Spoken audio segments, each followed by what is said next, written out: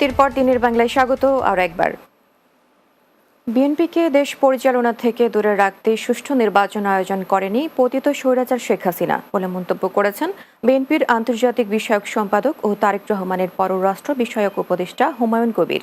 শুক্রবার সন্ধ্যায় সিলেটের বিশ্বনাথে এক সুধী সমাবেশে তিনি এই কথা বলেন। সমাবেশে বক্তব্য রাখেন বিএনপির চেয়ারপারসনের উপদেষ্টা এনামুল হক চৌধুরী, কেন্দ্রীয় সহ সাংগঠনিক সম্পাদক মিফতা সিদ্দিকী, জেলা বিএনপির সাধারণ সম্পাদক ইমরান আহমদ চৌধুরী সহ অন্যরা। বরিশাল শের-ই-বাংলা মেডিকেল কলেজ হাসপাতাল সহ দেশের সকল সরকারি হাসপাতালের অব্যবস্থাপনা, স্বাস্থ্যসেবার সংকট ও অবকাঠামোগত দুর্বলতার বিরুদ্ধে চলমান আন্দোলনের ১৪তম দিনে বরিশাল ব্লকেট কর্মসূচি পালিত হচ্ছে। সকাল ১০টা থেকে বিকাল ৬টা পর্যন্ত বরিশাল ব্লকেট কর্মসূচি পালিত হচ্ছে।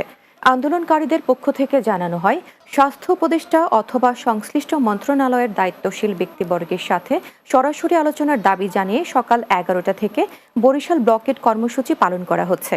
সারা দেশের স্বাস্থ্যখাত সংস্কারের জন্য আহ্বান জানান তারা।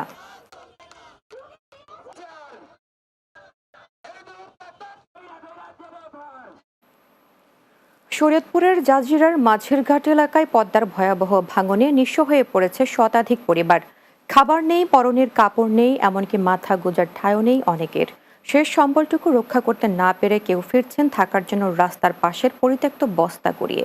এক ভয়াল বাস্তবতায় দিন কাটছে ভাঙন কবলিত মানুষের। তবে ক্ষতিগ্রস্তদের পাশে থাকার আশ্বাস দিয়েছেন পানি উন্নয়ন বোর্ড ও জেলা প্রশাসন। শরীয়তপুর প্রতিনিধি নয়ন দাসের প্রতিবেদন, জানাচ্ছেন বুলবুল আহমেদ। শরীয়তপুরের জাজিরার ওসিমউদ্দিন মাতবর কান্দিতে হঠাৎ ভাঙনে সব হারিয়েছেন আবুল বাশার মাতবর। জমি ঘরবাড়ি এখন সবই নদীতে। একটু দূরে দাঁড়িয়ে কাঁদছেন ষাটূর্ধ্ব শিরিনা বেগম। রাক্ষসে পদ্মা কেড়ে নিয়েছে তার একমাত্র আশ্রয়। তিনটা ঘর গেছে গা, জাল গেছে গা, ৭০,০০০ টাকার ঘরে আসলো, জাল শুদ্ধ ঘর নিয়ে গেছে গা। শিরিনা বেগম ও আবুল বাশার শুধু উদাহরণ মাত্র। এই গ্রামের শতাধিক পরিবারের একই দুর্দশা। কেউ হয়েছেন নিঃস্ব, কেউ বাড়ি সরিয়ে গেছেন বাপদাদার ভিটেমাটি ছাড়া। ভাঙন কবলিত মানুষের দাবি ভাঙন ঠেকাতে টেকসই বাঁধ এবং দ্রুত খাদ্য ও পুনর্বাসন সহায়তা। এখন পদ্মায় ভাঙতে ভাঙতে 5বার বাড়ি ভাঙছি, এখন আবার বাড়ি ভাঙছি। ভাঙ্গিয়া এখন যে কোথায় রাখবো, কোথায় কি করব, সেই জায়গাটুকু আমাদের নাই। 2 কিলোমিটার বেড়িবাঁধের প্রায় মনে হয় 500 মিটারও বেড়িবাঁধ এখন নাই, সব নদীতে বিলীন হয়ে গেছে। থাকার জন্য যেন একটা, যদি কোনো সরকার ভাবে যদি আমার একটা জায়গা বাস করে দেয় তাহলে আমরা থাকতে পারি। স্থায়ী প্রতিরক্ষা ব্যবস্থা গড়ে তুললে ভাঙন ঠেকানো সম্ভব হতো বলে মত সংশ্লিষ্ট কর্মকর্তাদের। ভাঙন প্রতিরোধের একটা ব্যবস্থা হতে পারে স্থায়ী প্রতিরক্ষা কাজ করা, যেটার প্রস্তাবনা ইতিমধ্যে দিয়ে দেওয়া হয়েছে। এটা যাচাই বাছাই করবে, প্রকল্পটা পাস হলে আমরা স্থায়ী কাজটা শুরু করব। ক্ষতিগ্রস্তদের তালিকা তৈরি করে দ্রুত সহায়তা প্রদানের আশ্বাস জেলা প্রশাসনের।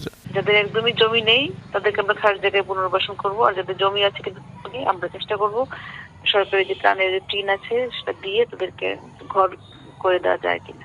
গত 1 মাসেই নদীগর্ভে বিলীন হয়েছে প্রায় 1000 মিটার অংশ। এমন বিপর্যয়ে সরকার মানবিকতার দৃষ্টান্ত স্থাপন করবে, এমনটাই প্রত্যাশা শত শত পরিবারের। Desk report, Bangla TV. দিনের বাংলায় নিচ্ছি আবারও বিরতির সঙ্গেই থাকুন।